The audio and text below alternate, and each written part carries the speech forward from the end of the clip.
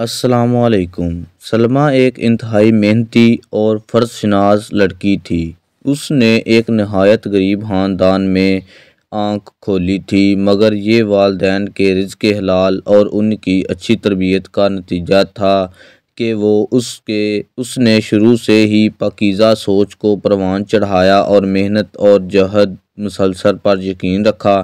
سلمیٰ کے والد ایک مقامی فرم میں معمولی ملازم تھے اور والدہ مکمل طور پر ایک گھریلو خاتون، جن کی سوچ اپنے گھر سے شروع ہوتی اور وہیں پر ختم۔ باہر کی دنیا کے بارے میں وہ مکمل طور پر ناآشنا تھی۔ مسنر جبار ایک سیدھی سادی خاتون تھی جنہیں اپنے 3 بچوں اور ان کو تعلیم دلوانے کا شوق جنون کی حد تک تھا۔ یہی وجہ تھی کہ نامساعد حالات کے باوجود بھی جبار صاحب نے اپنے بچوں کو حسب توفیق اسکولوں اور کالجوں میں پڑھایا۔ سلمیٰ ان کی سب سے بڑی بیٹی تھی۔ اس کے بعد عامر اور شاہد، تینوں بہن بھائی میں 2 سال کا فرق تھا۔ سلمیٰ نے میٹرک کے بعد FA اور BA بھی امتیازی نمبروں کے ساتھ پاس کیا۔ آگے وہ MA ایجوکیشن کی تیاری کر رہی تھی کہ شاہد سے شادی ہو گئی۔ شاہد بنیادی طور پر ایک شریف اور مہذب انسان تھا۔ اس نے سلمیٰ کے ساتھ بہت اچھا سلوک کیا اور وقتی طور پر اسے بھی یہی محسوس ہوا کہ اس کی تکلیفوں کے دن کٹ گئے ہیں، مگر جلد ہی اسے اپنی خوش فہمی کا احساس ہو گیا جب اس کے سسرال والوں نے اپنے رنگ دکھانے شروع کر دیے۔ اس کی ساس اور ایک نند نے صحیح معنوں میں اس کا ناطقہ بند کر دیا۔ سلمیٰ نہ صرف پڑھائی میں اچھی تھی بلکہ اس کی امی نے اسے گھر گرہستی کے رموز بھی بخوبی سکھائے تھے۔ خانہ داری، سلائی کڑھائی، سلیقہ ارز، ہر شعبے میں وہ طاق تھی، مگر اس کی یہ اسلوب ساس، نند اور حتیٰ کہ دیوروں کو بھی قطعاً نظر نہ آتے تھے، بلکہ وہ فتواً اسے بد سلیقہ، جاہل، گنوار اور غریب جیسے القابات سے نواز جاتا تھا۔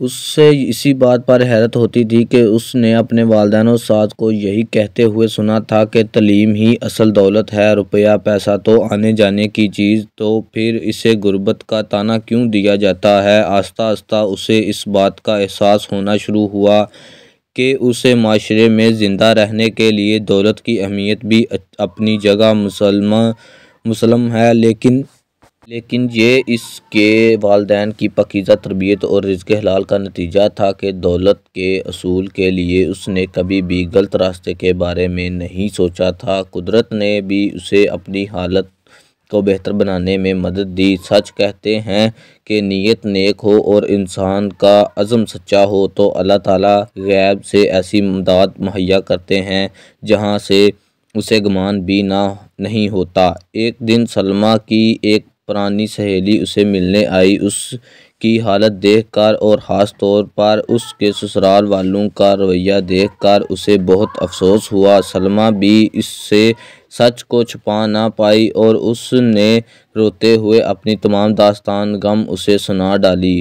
رضیہ اس کی ہمدرد سہیلی تھی۔ اس نے مشورہ دیا کہ وہ علامہ اقبال اوپن یونیورسٹی کی فاصلاتی تعلیم کی سہولت سے فائدہ اٹھائے اور اپنا MA مکمل کرے۔ اس طرح وہ گھریلو کام بھی کر سکے گی اور اپنی تعلیم بھی بڑھا لے گی۔ چنانچہ اس نے کچھ بحث کر کے اسے اپنے شوہر کی رضامندی سے وہاں اپلائی کر دیا۔ ساس کو پتہ چلا تو اس نے آسمان سر پر اٹھا لیا کہ اب گھر کا کام کون کرے گا، گھر کی ذمہ داری کون اٹھائے گا۔ تو شاہد نے انہیں سمجھایا کہ اس نظام میں سلمیٰ کا یونیورسٹی جانا ضروری نہیں، اس لیے وہ گھر کے کاموں کو بھی سر انجام دیتی رہے گی۔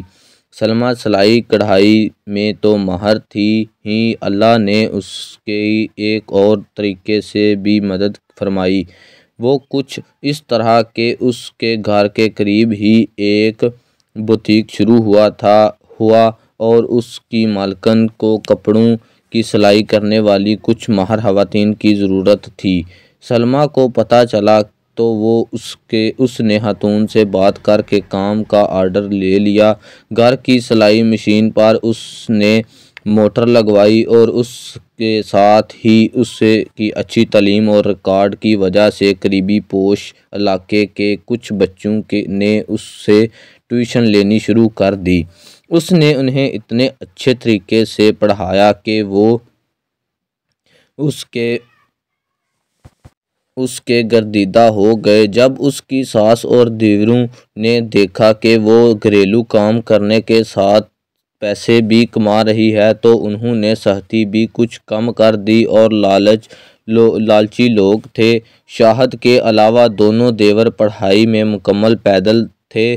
سلمیٰ نے ان کو پڑھانے کی بہت کوشش کی مگر وہ بگڑ چکے تھے۔ اس طرح اس کی نند بھی میٹرک کر کے گھر میں فارغ تھی اور اسے سارا دن تیار ہو کر ٹی وی دیکھنے کے علاوہ اور بھابھی کی شکایتیں لگانے کے علاوہ کوئی کام نہ ہوتا۔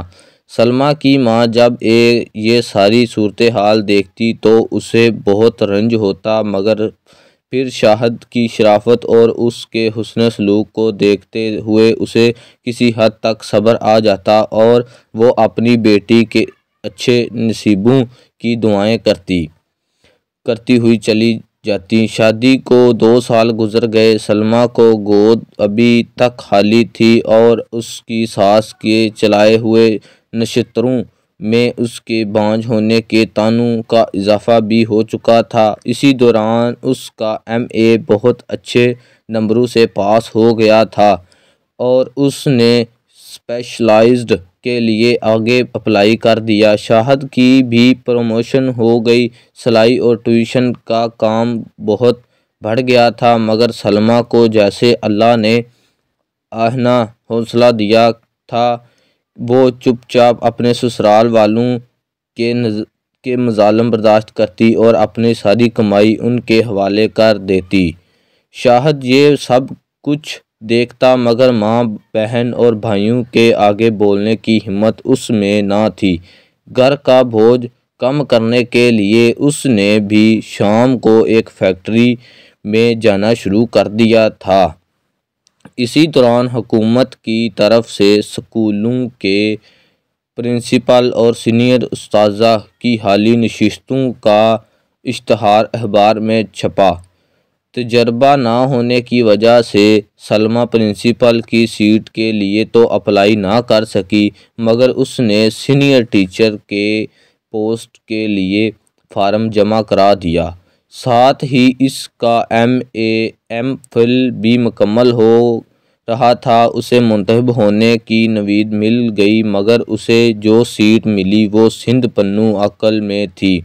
اس نے اپنے شوہر سے بات کی اور شاہد نے کچھ تک و دو کے بعد اپنے گھر والوں کو آمادہ کر لیا۔ ان لوگوں کو محض پیسوں سے غرض تھی اس لیے کچھ پس و پش کے بعد وہ مان گئے تھے۔ شاہد نے اپنے گھر والوں کے علم میں لائے بغیر اسی علاقے میں ٹرانسفر کی کوشش کی اور اپنے افسران بالبالہ کی منت سماجت کرنے کے بعد اپنی ٹرانسفر کرانے میں کامیاب ہو گیا۔ خدا نے جیسے ان دونوں کو صبر اور اچھی نیت کا ثمر دیا، جیسے ہی وہ دونوں پنو عقل شفٹ ہوئے سلمیٰ کی گود بھی ہری ہو گئی۔ 5 سالہ تجربہ مکمل ہونے پر اس نے پرنسپل کے لیے درخواست دی اور تحریری امتحان میں بھی پاس کیا۔ اچھی تعلیم کے کیریئر اور شاندار ریکارڈ کو مدنظر رکھتے ہوئے انٹرویو پینل کے اراکین نے کامیاب امیدواروں میں اسے پہلے نمبر پر منتخب کیا۔ اسی دوران اللہ نے اسے ایک بیٹے اور بیٹی سے بھی نواز دیا تھا۔ شاہد نے اپنی بہن کا رشتہ دفتر کے ایک عمر رسیدہ کلرک سے کر دیا اور اپنے بھائیوں کو قرضہ لے کر باہر بھجوا دیا۔ باہر کے دھکے کھانے سے ان کی بڑی عادتیں بھی کم ہو گئیں۔